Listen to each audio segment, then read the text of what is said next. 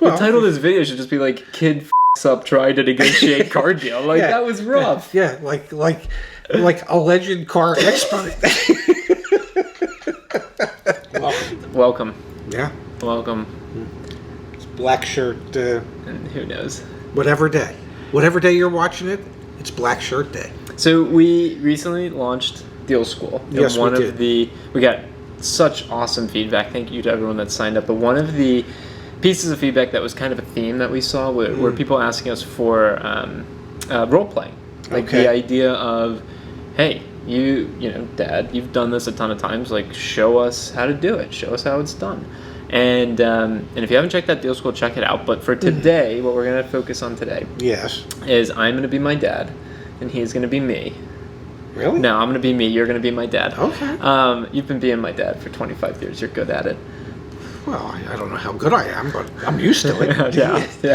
We're going to role play, and we're going to focus on asking for the out-the-door price. Okay. And so I'm going to pretend that I'm buying a car, which I am not. No, but in this moment, in this moment I am. Yeah. And I'm going to keep asking for the out-the-door price, and you're going to continuously not give it to me, but then coach me on how I should handle that situation. Does that sound good? Yeah, I'm trying to follow this. This is a first take, ladies and gentlemen, so we'll see how it goes. Yes. Sound good? Sure. Okay, so we should do like a scene. Ready? Yeah. You do it then. Well, no, I think you gotta be like a little more, but not as loud. All right, so I just came into the dealership. So you are my salesperson. Yes. Hi, I'm Ray, and you are Zach. Zach, nice to meet you. How can I help you today? So I know exactly what I want. What is that, Zach? I want a Chevrolet Spark. And why is that? I don't know. That's a good question. How did you come to settle on that? I had a very rough upbringing. Okay. And I think it relates to some of the challenges that I faced as a youth. Okay. However, I'm determined to get my Chevrolet Spark, okay? What's the out-the-door price? What is the best number you can possibly give me on that beautiful Spark? The Chevrolet Spark? The Chevrolet Spark. The 2018? Yeah, the one that... with 12,382 miles? Exactly. I saw online you've got it listed for $9,900, and I'm ready to sign a check for that right now. Really? $9,900. Can you get me out the door? So let me see if I understand this correctly. 6 feet, please, sir. You'd be paying cash? Shit. I don't want to talk about how I'm paying. Because you just mentioned to me you'd be willing to stroke a check. I don't want to talk about how I'm paying for it. I just want to know what the out-the-door price is. Okay, so have you thought about a budget at all? Is there a reason we're looking at a car that's $9,900? Well, I watched that very recent Your Auto Advocate episode where they said it decreased in price. So I just want to get a good deal, a fair deal, and I just need to know the out-the-door number. So just between you and me, how would you know if and when you had a good deal or a fair deal? What information would you need from me to help support that for you? Just tell me what the out-the-door price is. Well, the out-the-door price is going to include the selling price and all the state fees and dealership fees. So, you know, if the price is, say, roughly $10,000, you were, $9,900? And you can usually roughly guesstimate your fees at around 10%. So, I don't know, you'd be around $11,000. Would that work for you, Zach? Maybe. All right, so let's cut. So you did a couple things. Yeah. So the first one was I totally screwed up by saying I'd write a check for this right now. I'm so bad. I'm ready to sign a check for that right now. Really? $9,900. Can you get me out the door? Let me see if I understand this correctly. 6 feet, please, sir. You'd be paying cash? Shit. Yeah. We have this YouTube channel. We talk about buying cars. Maybe you ought to watch it sometime. Yeah. Have you thought about going through deal school? Yeah, I should. Yeah. Okay, so that was a flub on my end. So you don't.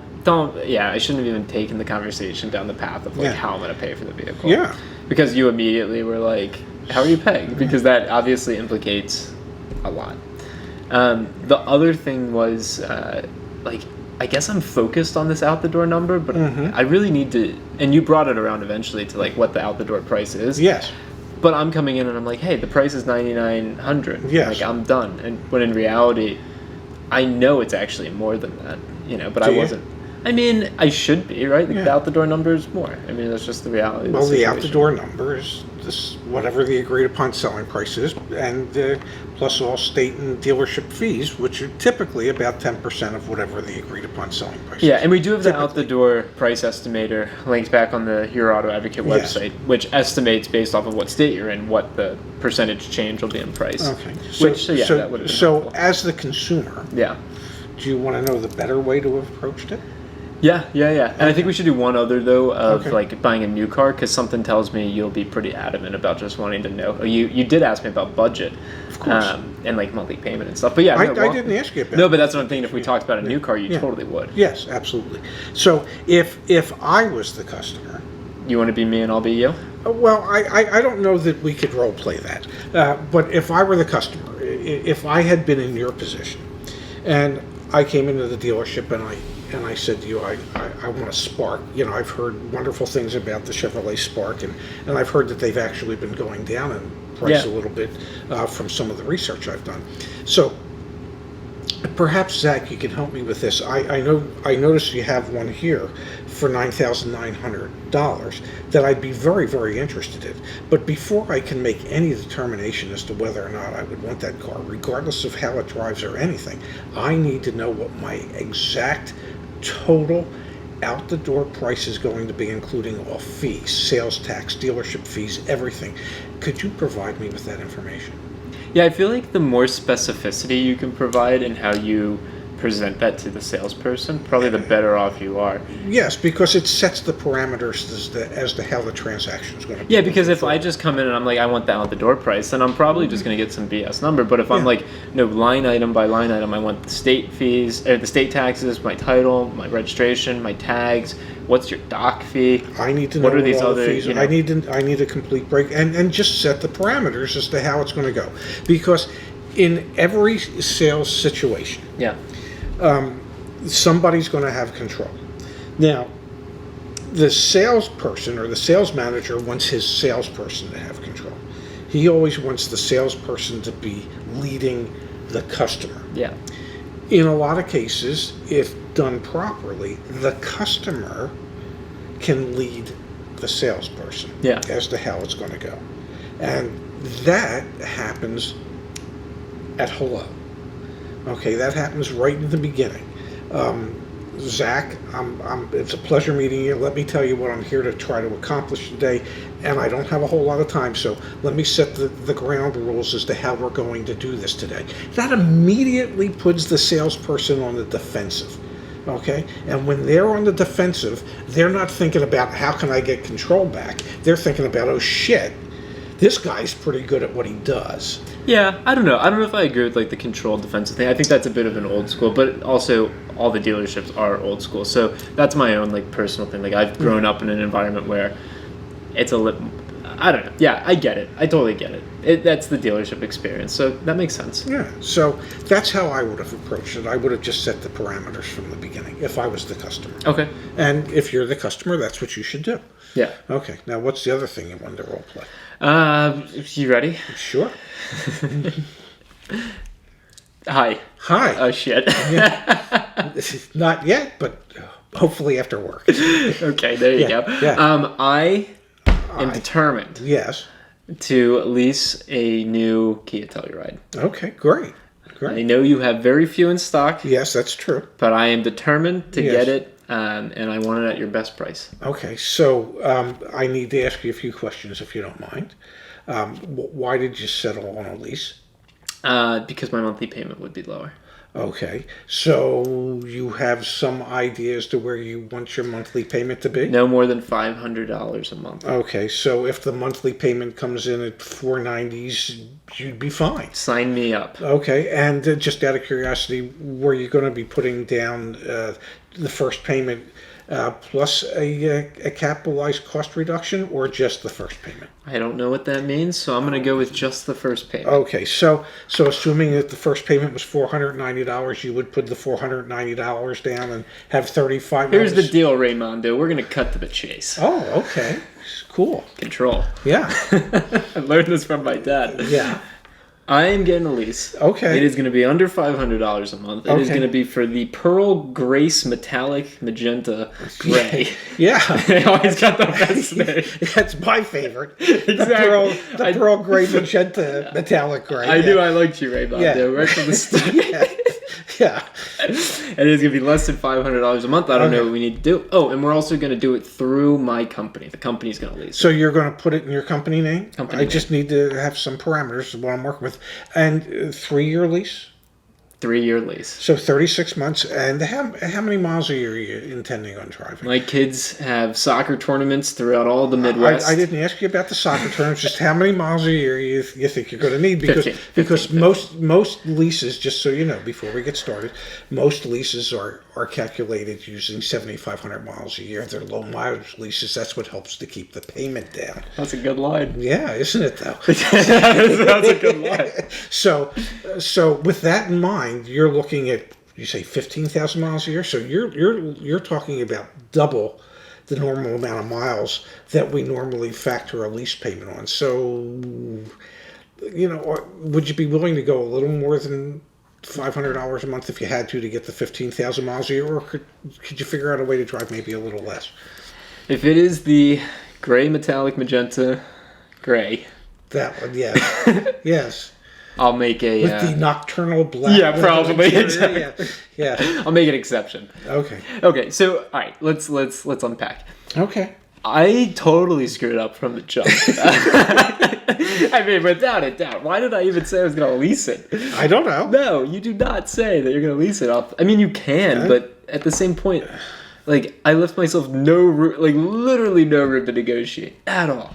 Well, the title of this video should just be like, kid f***s up trying to negotiate car deal. Like, that was rough. Yeah, like alleged car expert. Doesn't know what the hell he's talking about. Alleged car expert uncovered. Yeah. Exposed. Jeez, exposed. That's this video. I could just So okay. So no, wait a second. Here's the real here, if I may. Yeah. You've basically Dug my own grave. No, forgetting that. You've sat on my lap for 25 years, learning a little bit about the car business. Figuratively Speaking, yeah. For like 25 years, even maybe when you were in your mother's womb, I would. I probably was listening. I was probably talking about working numbers on a car deal. So you have an advantage that most people don't. Sure. Okay, and even with that advantage, you are no good at all No. at figuring how to approach negotiating a car deal. It feels so organic to be like, yeah, I just want my payment to be under a certain amount, and I think leasing I can get it for a cheaper amount, so I'll go tell this guy that I want it. And like, you just immediately set yourself up at a disadvantage. Yes. So, imagine somebody that didn't sit at my knee for 25 years. Our audience out there. How unprepared most people would be to deal with somebody that's a quasi-professional at doing this on a daily basis and knowing how to steer the conversation and knowing where to move the conversation and what questions to ask. And because instantly I had you on budget. Yeah, which was total. Like, maybe that's the pivot of this video. This is examples of how not to negotiate a car, which is the truth, because you do not bring up a monthly payment budget. No, because Ever. whether you're going to finance the vehicle, or lease the vehicle, or pay cash for the vehicle, the first thing you want to do is discuss the out the door price. And even if you're planning on leasing it, the out the door price ultimately is irrelevant. The only factor in that is relevant is what the agreed upon selling price before all the fees was, so that you can make sure that when you say, you know what, I think I really want to lease it, and please make sure the capitalized cost isn't any greater than what we've agreed to as a selling price. Yeah. Because oftentimes dealers will, you can work a deal for a purchase or a finance, and then somebody will go, okay, how about a lease? And the dealer just disregards what all those other numbers were and could inflate the selling price of the vehicle. So you want to negotiate. And the monthly payment's still, what you where you want it to be. So you want to negotiate an out-the-door price, and the reason you want to negotiate the out-the-door price is so that you can establish what the selling price is before all the fees, so that can translate into whether it's a lease or a finance or cash. Yeah. Okay, and that's where most people make their first mistake. I am an example of that. A stunning example of somebody that literally has been part of this process since last December. And if you don't do it on a regular basis, you can see how difficult it would be to do it when you need to do it. Definitely. All right, folks, watch the videos over and over and over again, because even though you think you might have it, when you're confronted by somebody that has half the skill set I have, they would still be running circles around you. And you need to know how to set the parameters, how to take control, how to maneuver the salesperson the way you want to maneuver him, as opposed to him trying to maneuver you. Sorry. Ray's words of advice. If you like this type of content, and I don't know why you would. Yeah. If you like watching me embarrass myself, let us know down below. We'll do more of it. Yes. Yeah, I'm sorry to have been so rough on you, but you need to go back to deal school, buddy. Link down below. Please. Thanks, Dad. Thank you, Zach.